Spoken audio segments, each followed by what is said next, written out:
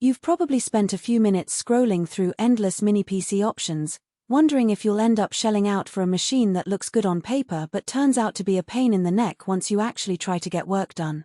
The fear of splurging on the wrong hardware is real, especially when you need something that can handle a mix of 3D rendering, 4K video streams, and a few virtual machines without turning your desk into a heatwave. Link is in the description if you want to check the product details on Amazon. The ASUS NUC 15 Pro tries to sit right in the middle of that sweet spot. It's a compact box that promises a desktop-class experience in a chassis that barely takes up the space of a large coffee mug. For anyone whose office is a cramped home desk, a dorm room, or even a portable workstation that needs to travel with you, that form factor is already a big win. But the real question is whether the internals actually deliver the kind of performance you need, and whether the convenience of the tiny shell outweighs any hidden compromises. First, let's talk about who this machine actually makes sense for. If you're a freelance video editor who mostly works with 1080p footage but occasionally needs to dabble in 4K or even 8K previews, the combination of an Intel Core Ultra 7 255H and the integrated Intel Arc 140T graphics can be surprisingly capable. The GPU, while not a dedicated RTX card, has AI-accelerated codecs that shave off a noticeable chunk of rendering time when you're exporting H.264 or H.265 files. In my own test, stitching together a 5-minute 4K timeline with several color-grade layers took roughly the same time as a mid-range laptop from 2 years ago. If you're a software developer or a data science hobbyist who runs a few containers or lightweight virtual machines, the 32GB of DDR5 RAM is a serious plus.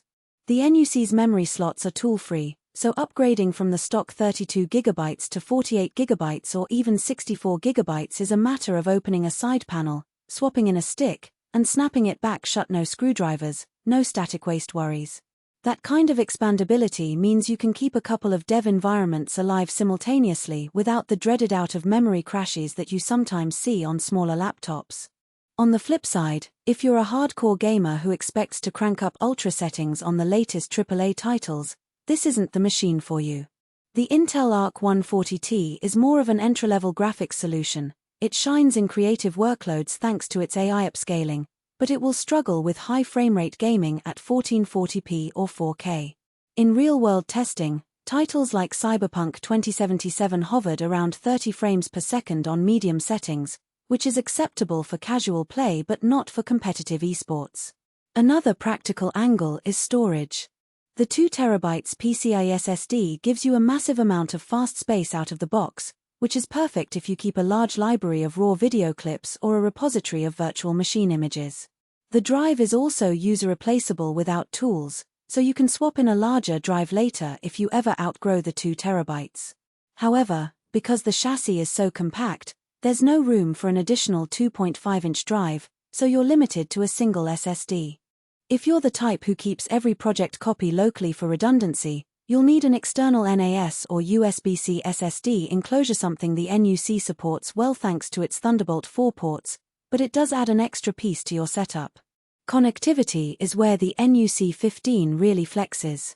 Wi-Fi 7 is still a relatively new standard, but the unit already supports the higher throughput and lower latency that future-proofs a home office that might start using a 10 gigabits per second router. Pair that with Bluetooth 5.3 and 4 Thunderbolt 4 ports, and you can connect 2 4K monitors, a fast external SSD, and a dock all at once without needing an adapter hub. In a typical workflow where I have a primary 4K monitor for editing and a secondary 1080p screen for reference material, the 2 Thunderbolt cables handle both video and data streams flawlessly. The only hiccup is that the power delivery on those ports caps at 60W, so you'll still need a separate power brick for any high-draw peripherals like external GPU enclosures. Thermal performance is something that often gets overlooked in mini-PC reviews. The NUC 15 uses a copper heat pipe and a dual-fan system that stays relatively quiet under load. When I ran a continuous 8-hour rendering session, the fans settled into a low whine that was barely audible across a typical office background. The unit did get warm to the touch on the top panel, but it never crossed the 85°C threshold that triggers thermal throttling. That said, if you plan to push the machine to its absolute limits for extended periods, say, Running multiple VMs while also encoding video, the cooling system will start ramping up, and you'll notice a slight dip in performance after the first hour. It's not a failure mode, just a reminder that the compact design has finite heat dissipation capacity. Security features are another subtle benefit for small